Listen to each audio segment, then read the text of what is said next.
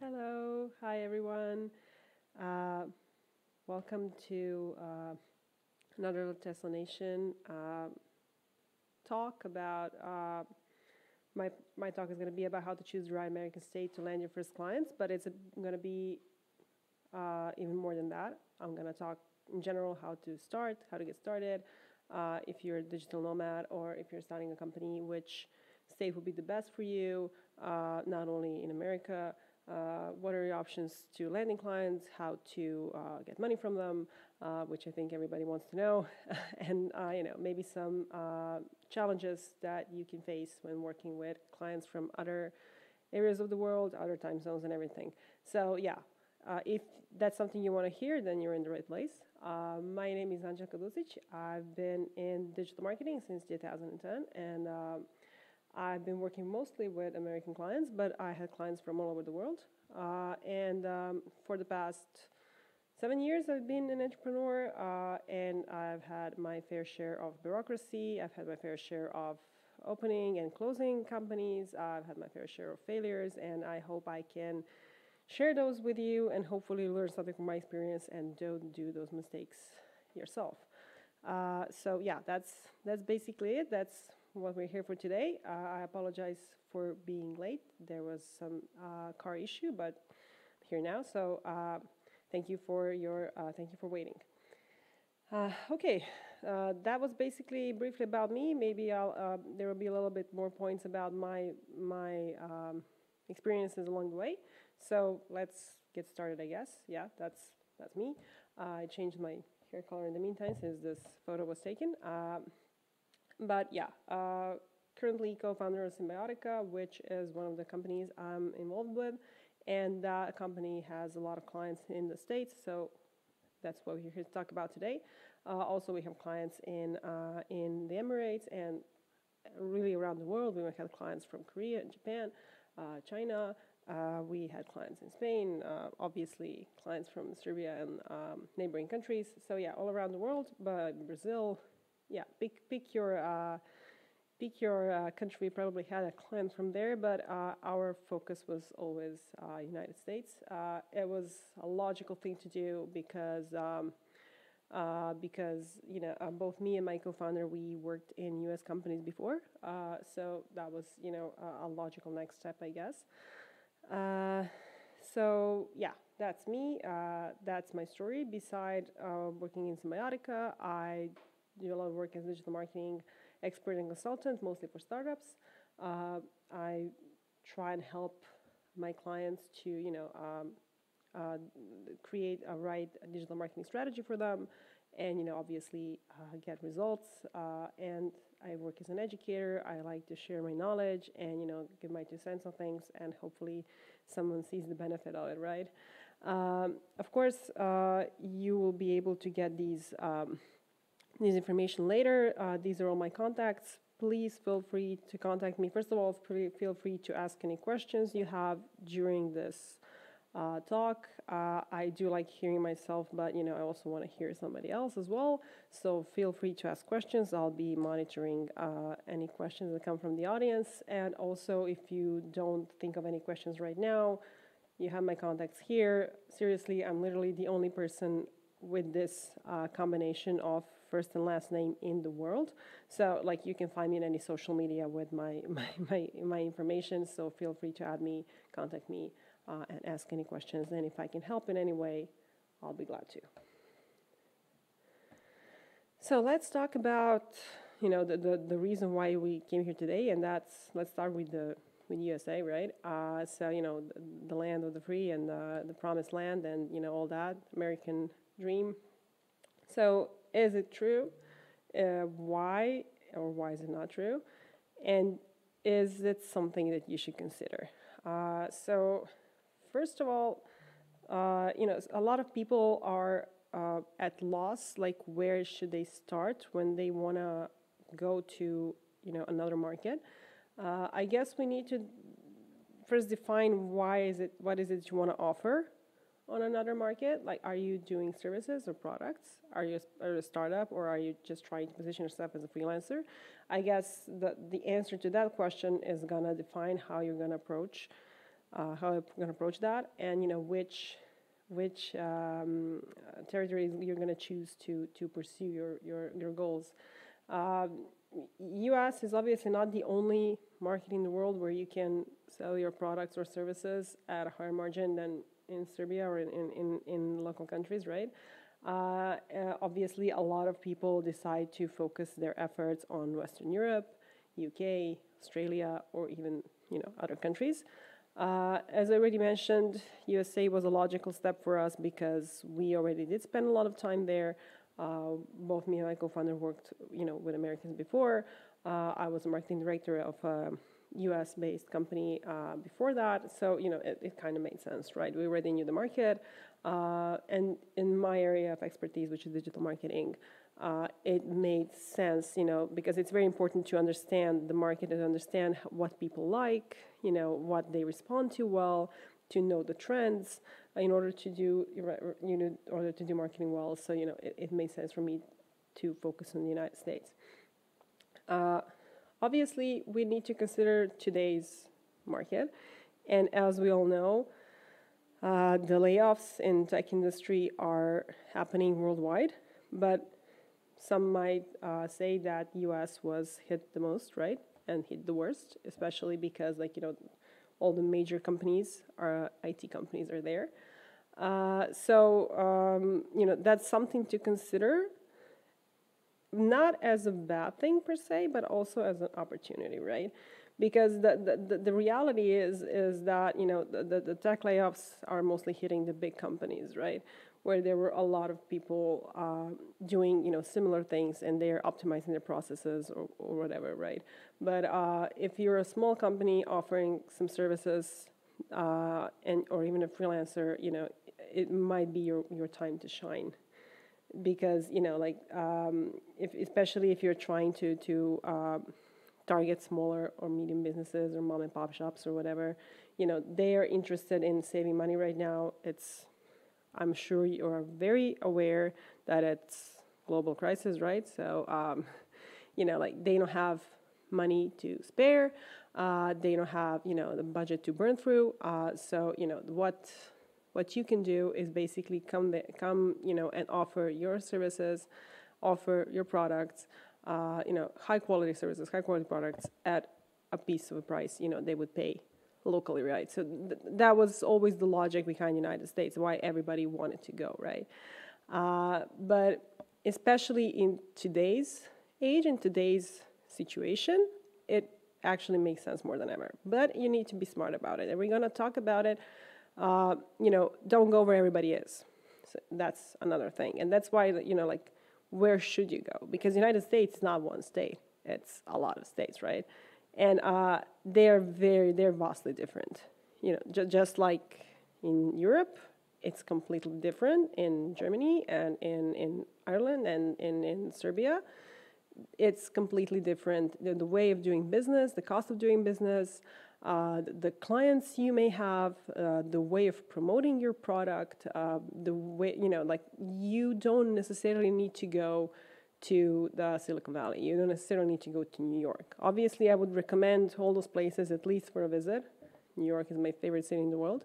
But it can be very interesting vibe for people that want to maybe develop their own products or are working on a startup. Because of the whole hustle culture, I guess, that's very, evident in those two cities, in San Francisco and New York. And a lot of events, a lot of options for networking. It might make sense if you're developing your startup. But if you already have a product or trying to be a freelancer or maybe an outsourcing agency or something like that, personally, I think your better bet would be other states that are not so crowded with people doing the same thing you are. Basically, try to go there where you have less competition. And actually, that's what we did. Most of our current partners come from other states that are not like the ones I mentioned. So we have partners in Arizona, we have partners in Texas, in Colorado. So those kinds of places. Also, we work with people from basically flyover states. The states that are in between the more famous ones. Why is it good? Of course, there are issues and there are challenges. Let's talk a little bit, especially if you're coming from this region, right? Serbia or ex-Yugoslavia or whatever. There still are some issues in terms of like maybe some people not willing to work with people from this part of the world, not feeling, they want to only work with Americans or something like that. And that still happens, regardless of, how crazy it might sound. And it happens more in those kinds of states. And that is a fact. That's something you just have to have the stomach for and be ready that it's going to happen. We did have clients who refused to work with us when they realized we're not American. And, because I can't talk with an American accent and, I say my name is Anđelka, they usually don't realize they're not talking with an American person. And then when it comes to that, they're like, and never call us back. It happens.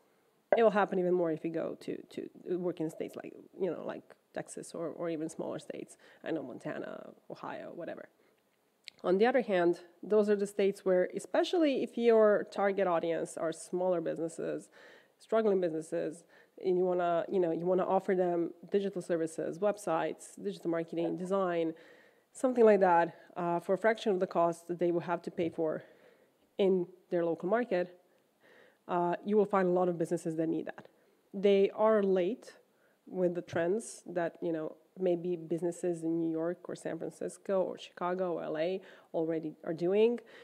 Most of them already have fancy websites, shiny apps, digital marketing, social media presence, working with influencers, whatever is it that you're doing, right? But, the same business that's maybe doing interior design in New York and the interior design studio in Montana, probably, your better bet is the interior design studio in Montana. They probably need more help with their digital marketing, digital strategy. Obviously, they have lower budgets, but, there you have to just pick and choose. Are you trying to land one or two high-profile clients, which, again, is very hard if you're just entering the market. Nobody's going to believe you. Nobody's going to trust you. You don't have your brand, right?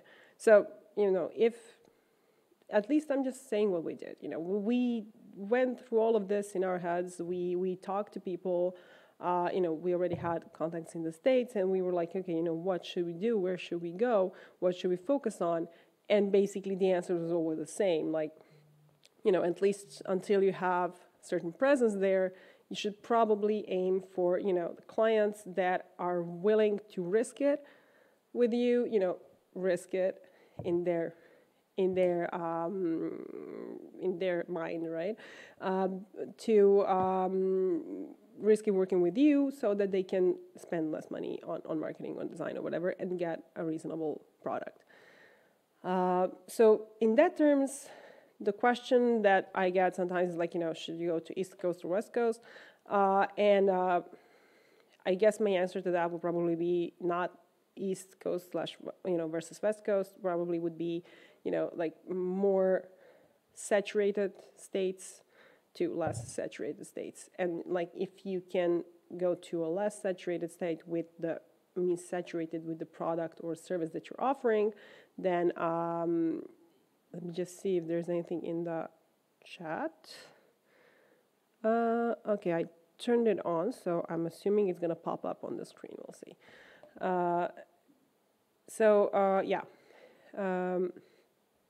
That way, like, if you're picking which state you're gonna go to, I would probably choose the one where, which one is less saturated with the services or products that you are specifically offering. And of course, what again is important is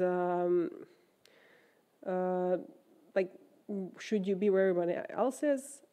From what I heard from other people as well, really, I think if you're trying to promote something that's already there, whether it's a service that you're offering or a product that you have, I would probably go where you have less competition. But if you're trying to build a startup, if you're trying to, do some networking, maybe try to find some investors, obviously you're better off at the big cities. And, still, there is still money in tech, even though, there are layoffs. So, it's just being redistributed differently, right? That's basically picking your state. So, like, do your research, think about which, where you want to go. Obviously, it's very helpful if you already have at least some contacts, some business contacts. If not, that's fine too. Like our main partner from Texas, I've never even been to before. Maybe when we met them, like I've never been to this particular city in Texas. Like if you asked me to point it on a map, I would have absolutely zero idea where it is. And by today, I'm pretty sure that we have built websites or did some sort of marketing or SEO service for pretty much every business in that particular city in Texas. Like if I were ever to move to that city, I would know who to hire to find me a home, who to do my AC repair, who to fix my pool, like where to go for a hairstyle. Like I literally, I think we built like websites for each and every little business or small and medium business or mom and pop shop in that town. And up until today, I still haven't never been to that particular town. So, it can be done even if you have not, if you don't know anybody there, but obviously it's going to help tremendously, right? Further along, I'm going to explain exactly how we ended up in Texas and how we got that client. A few notes I may have about working with Americans. Obviously, I hate, stereotypical approach to anything. All people are different, right? And you can't really do stereotypes, but there are definitely differences in the way we do business. But it's also something that is going to come handy for you because Americans, most of them, obviously like to be on point. Things usually move quickly. Obviously, it's quicker in the smaller companies. All big companies are the same in terms of things moving very slow because of all the red tape, and it's nothing different in the States. But if you're working with smaller businesses, it's usually going to be on point. It's usually going to be fast. They're usually quite responsible when it comes to paying, for goods and services. Again, people are people everywhere around the world. So, you might end up meeting some people that you don't want to ever work with again. But most of the time, I was very happy working with American clients. Simply that kind of business ethos works for me and, resonates with me. And what is actually good is, especially if you're trying to offer some kind of freelance services or outsourcing services, is that our way of doing business, at least people in this part of the world, is more similar to Americans than maybe the way people do business in India or Pakistan or, some of the very famous countries where they can find freelancers or outsourcing agencies, right? So, many Americans that I talk to and business owners would choose us over somebody from maybe India, especially if they've worked with them before, simply because not because they're bad at what they're doing, simply because the way of doing business, the way of communication is better. We are more similar. Something that several clients from the States told me is that, for example, when they worked with Indians, there was a very huge gap in communication, a very huge problem, because in that part of the world, a lot of the times it's just they're a yes people. So you tell them, okay, this needs to be done. Yes, sir. It needs to be done. Yes. Will it be done? Yes. Will it be done tomorrow? Yes. And it's never done tomorrow. And, almost never. So, they appreciate being direct. So, every time, again, depends on the person, of course. But most of the people appreciate you being direct. So, it can be done, but, we'll need some extra days. Or, maybe it's better that you do this first or whatever. They're going to appreciate that more. And that kind of direct communication is something that I notice they appreciate much more when working with people from this part of the world or people from Europe. Also, time zones.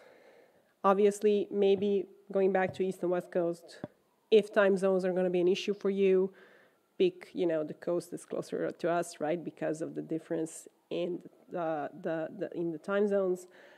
Because, it can vary widely, right? From 6-hour difference to 9, 10, 12-hour difference, depending on where in America you're working with.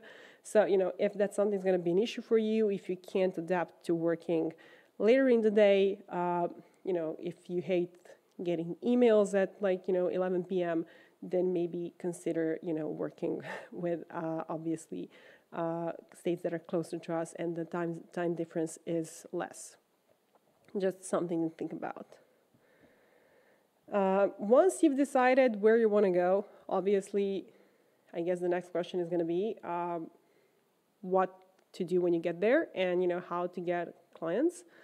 Some of these things are, I guess, pretty self-explanatory, pretty obvious, but they need to be said. Of course, if you're looking for a job, so if you're a freelancer, then it's a little bit different than if you have your own company. Let me just check something real quick. Yeah, okay. Before I get to this, I want to talk about something else as well, which is how to figure out the legal issue. So obviously, you get your visa, and you're probably gonna get a tourist visa. You want to go to the States. You have all these limitations, like how long you can stay. Obviously, you shouldn't be working there with your tourist visa. So if you really want to be doing business in the States, then you probably should register a company. And again, how you're gonna get paid. And again, avoid any issues with taxation in Serbia or wherever it is that you're from, and in the States as well. So, how to make it all clean, right? So, again, two options, right? One is if you're a freelancer. The other one is if you're a company, you have a product, you have services, you have employees or whatever. If, obviously, things are going to be a little bit easier, a little bit simpler if it's just you. You can always register a company in the States, LLC, which is similar to Serbian DOO, and basically it's not that hard to register it. You pick and choose the state where you want to register it based, obviously, on tax.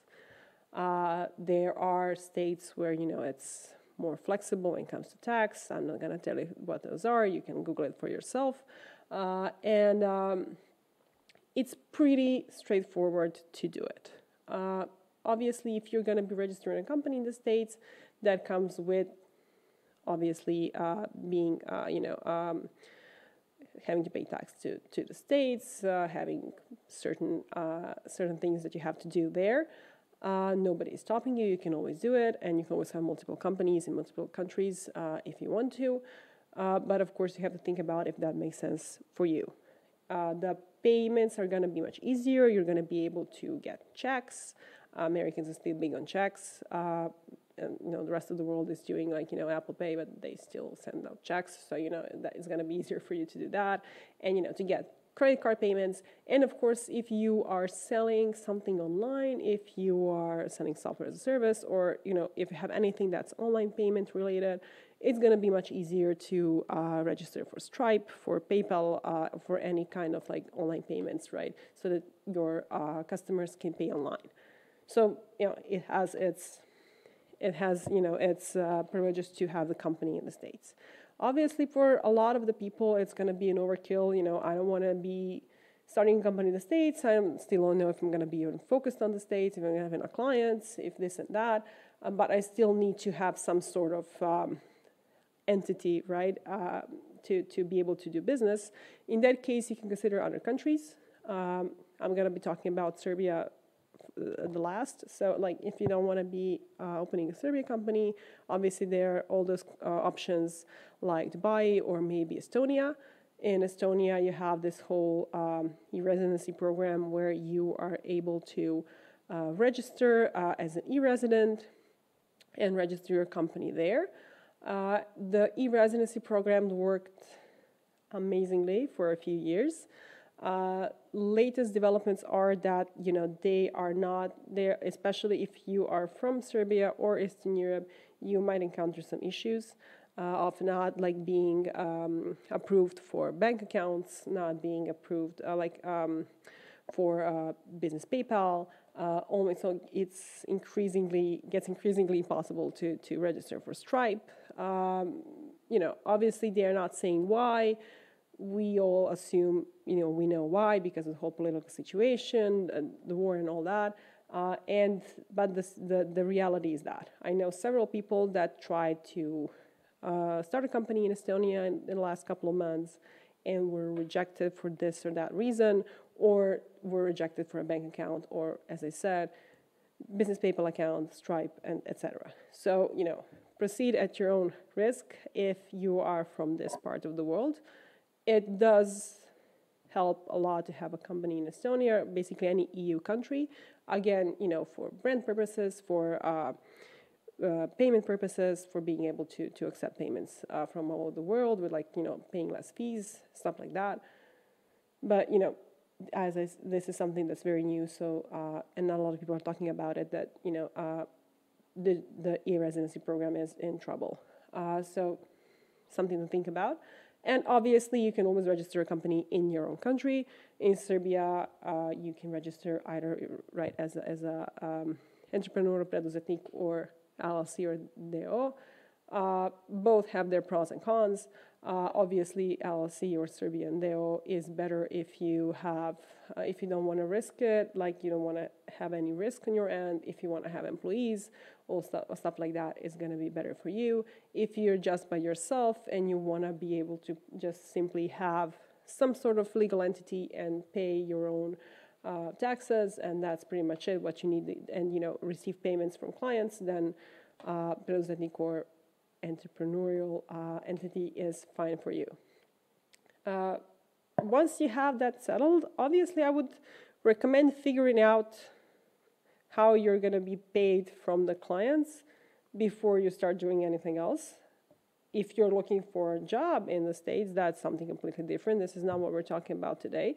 But if you're trying to find clients or sell your products or something, obviously you're going to figure this one out first before you venture out to find clients, because if you do end up, and hopefully you will end up finding new clients or selling your products or services, you need to figure out how you're going to get paid, or how you're going to, and basically, they're going to ask questions, right? Who you are, and, who should they sign the contract with, right? And it saves you a lot of headache, because if you are a person and not a legal entity, then you have to do all those forms. They have a bunch of forms for tax purposes, and you have to sign all those, and you have to enter a lot of bureaucracy issues. So it's much easier if you're a legal entity from another country, or obviously you have a company in the States. Once you get that done, obviously you need to find your clients or sell your products.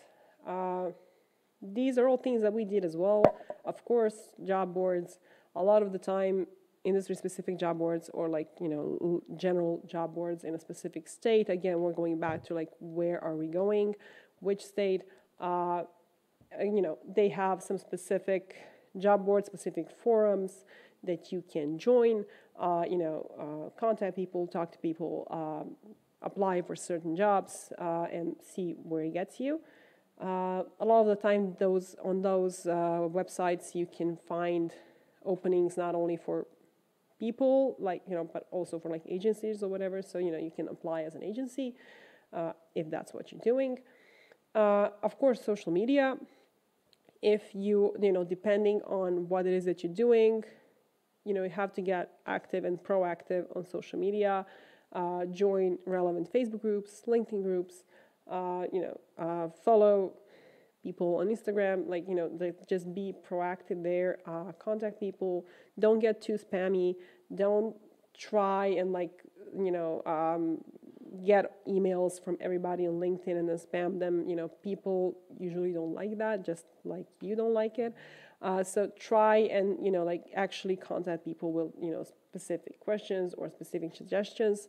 What I would usually do is offer them something. So, if I clock somebody as a person that works for a company or has a company that is in need of our services, I would maybe reach out to them with a specific thing in mind, like, saw your website, this and that, but not like, not a template email. Like, no, I saw your website. I think you will benefit from another website. Purchase my services, I'm going to build you another website. No, but like, this and that, your website doesn't have this. This is not working. You are nowhere to be found on Google. Your social media, lacks this and that. But specific things that might help them, like that, where you can showcase what you can do for them. And maybe you offer them like, a free, a little free audit. That works especially well for SEO. If there are any people that are in that area, like you run it through a tool, you run the website, and you're like, okay, when they see the audit and it's like, it has like, 200 issues, and you tell them, okay, like, obviously you can double check this with anybody who does SEO. This is what you're dealing with. These are all the issues that your website has. We can fix it for you. Again, it's cold calling, it's cold selling, but at least it's not obnoxious. You're not just offering everything to everybody. You're actually giving them something useful. So again, 9 out of 10 people will ignore you, but at least you're not being super in your face about it. All of this, but just in person, can be very beneficial. Events are back, and they've been back for a while. So, if you can attend any networking events, meetups, etc., do it. What we usually do is that we go to the States, whenever we can, stay there for at least a month or two, and basically I just cover all the events that are happening, and I'm just everywhere. I find meetups, obviously, you have meetup.com, right? And there are other websites that list events, in a specific industry or a specific topic. So obviously find events that make sense for you. So, business related or your industry related. You can go to meetups where people, of course, like play cards, but that's mostly for your entertainment. Like, for this, like, try to find events where you think people that are your target audiences are going to be. A lot of the times, local Chamber of Commerce is going to have events. A lot of the times they are free to attend, or for a small fee, you can become the member of the Chamber of Commerce and then attend all those events. So, try looking into that, or any kind of local business organizations might as well be beneficial to follow them on social media, or like, get on their newsletter list, subscribe to their newsletter list, and, be aware when the next event is going to happen. And then when you're on those events, the idea is just go crazy with networking. Like, approach people. This is not for introverts. Like, if you're an introvert and, you're not good at this, then yeah, skip this step, I guess. But, like, it's very important because, like, if you can approach people and just strike a conversation with them, like, this is it, this is what I'm doing, I'm here for this, what is it that you're doing, what kind of business do you have, okay, here's what I can do for you, here's my contact info, what is your contact info, and then, no strings attached, I'm going to send you a free audit of your website, like, for free, and then, strike a conversation like that. Again, a lot of the times they're going to approach people that are maybe there for the same reason as you are, and they're trying to sell their services, which is going to happen a lot. But, a lot of the times it's going to be your potential clients. And then, out of that, you're going to weed out those that can actually be, leads. Seriously, when it comes to networking events in the States specifically, and like even like meetups that were more like relaxed, not even like that much business oriented, I would say I ended up with at least like a high quality lead or even a client 7 out of 10 times. So, it really works. And if obviously it helps, like if you know what you're doing, if you know what you have a pitch ready, and like if you practice, like the more you do this, the more you talk to people, your pitch is going to be more perfect, and then you're already going to be able to recognize specific clients what they need, how to approach them, how to communicate with them. Do they like approach that is more like direct? Do they like it more formal? And like you can adapt to the person, and obviously sell your thing even better. As I said, of course, utilize your existing network. If you have people in your target area, reach out to them. Obviously, you're not trying to abuse anybody's friendship or something, but like if they can at least connect you to or just point you to at least the best events, or like give you at least their feedback on like which state you should start with, or where you should start with your search. That's gonna be helpful, right? And then anything above that is gonna be of tremendous help. And of course, as I mentioned, join professional organizations. So I've lucked out with like local chambers of commerce, as I said, because they organize a lot of events, usually industry specific. So you can pick your industry, you can pick your niche, you can attend those events. They also regularly send out like useful materials. Maybe if you want to learn more about like specifics, what's going on in the local economy or something, it's going to be helpful for you. Or any kind of other like local organization that does a similar thing. So that would be my 2 cents, I guess. And obviously to illustrate that I'm not talking, like I didn't read this somewhere online and I'm talking this and speaking about it. I'm going to tell you a little story about how we ended up with our clients, with our first clients in an event. So when we started out, the Symbiotic I mentioned, me and my co-founder, that was like 7 years ago. And we had those clients from the States that I mentioned because he was working in a U.S. company, I was working in a U.S. company, and we had some clients of our own. So basically we pulled our clients together and we started the company. We hired some people, and things were great. Things were going well. We were one of the first in Serbia to create an agency that was combination of development and marketing. Today you have them a lot, but like at that point it was either marketing agencies or IT companies.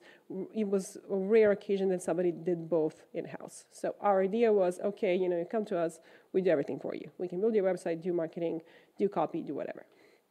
And things were great. So, we had these clients, they had some big projects, we hired people, we had a 2-story office in the middle of Belgrade, everything was fancy, we had, PlayStation and lazy bags, it was a little Google, right, thing.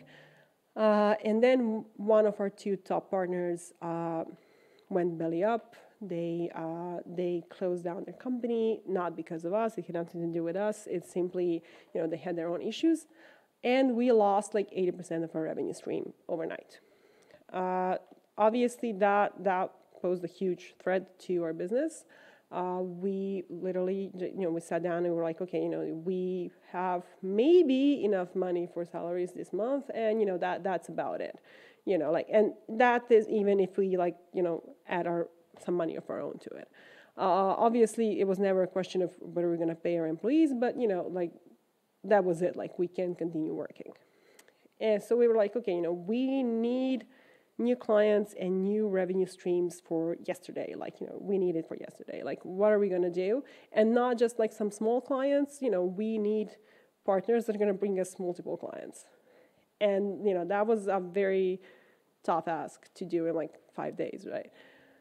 So what we came up with, my co-founder, he found this conference in San Diego. It's the biggest social media digital marketing conference in the world. It's called Social Media Marketing World. Yeah, has the name. And we were like, okay, this is a conference where agencies and people that need social media, obviously there are going to be social media experts there, but the conference is so vast and there's so many things to learn there that a lot of agencies, a lot of other businesses and business owners that need digital marketing also go there. So it sounded like a good place to start to try and find clients.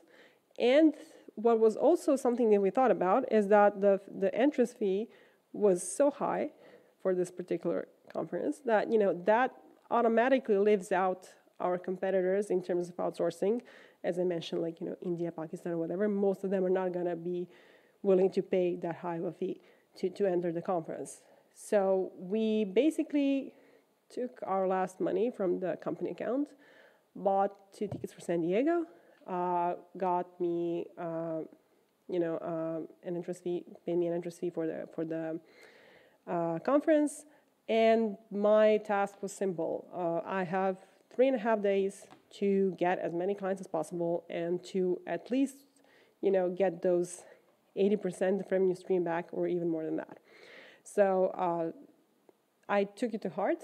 I literally haven't slept for like those 3 days, like, because the events, like pre-game would start at like 7 a.m. and then like there would be parties and after parties till like 3 a.m. So I would be everywhere, all at once, all the time, just like that movie says, right? And like I would be just approaching people like, hi, I'm this and that. We do this and that. Do you need this? What kind of business do you have? Oh, I'm going to do you a free audit. I'm going to do this. I'm going to do that. I'm going to send you an estimate. I'm going to send you an offer. And I will come back to the room, and then me and my co-founder would be just like sending out offers left and right.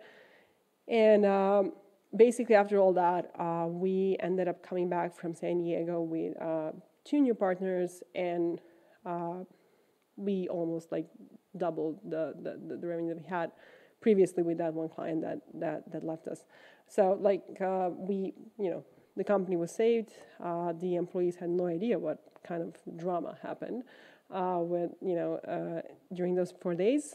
But yeah, that's literally how we got those clients from Texas, and we are still working with them to this day. So yeah, I see we have a question. What does it say? It is better to have multiple smaller clients than one big client. Yeah. Well, I mean, as the saying goes, right? Never keep all your eggs in one basket. I guess, it also really depends on the business that you're doing. If you're in a very specific niche, for example, if you have an IT company that like develops a specific software for a specific client, then, the answer is obviously going to be, you're going to be working for this client and, fingers crossed, everything goes well, right? But if you are in any other area, and if you are doing like digital marketing or any type of IT service that's not, so specifically curated for a specific client, I would probably say, try to get, at least 1 or 2 more clients, and don't put all your revenue stream on one client. Obviously, if you have any other questions, please feel free to stop me and say whatever it is that's on your mind. Well, yeah, I mean, this was basically my story of how we got our major U.S. clients. Obviously, I would never recommend this to anybody. It was a huge risk and a huge gamble, and we wouldn't be doing that as well unless we had to, right? But goes to show that the networking events and all that does work, and being present does work. And obviously once you land those first clients, things are going to be easier. The word of mouth then takes place. People are going to recommend you to other people. People are going to see your handiwork. They're going to see your websites. They're going to be, who did that for you? Oh, these guys did. Okay, give me their contact info. So things are going to be easier, right? Once you start, it's always hardest to start. So this was pretty much what I wanted to share with you today. Are there any other questions or feedbacks or whatever? I'm assuming most of the people are going to be watching it later on. So if you do end up having any questions when you watch this, please feel free to ask in the comments or contact me, and I'll do my best to give you a useful answer, I guess. So yeah, thank you all so much for bearing with me for 45 minutes. I hope I didn't bore you. And as I said, for anything that you need, feel free to reach out. Bye.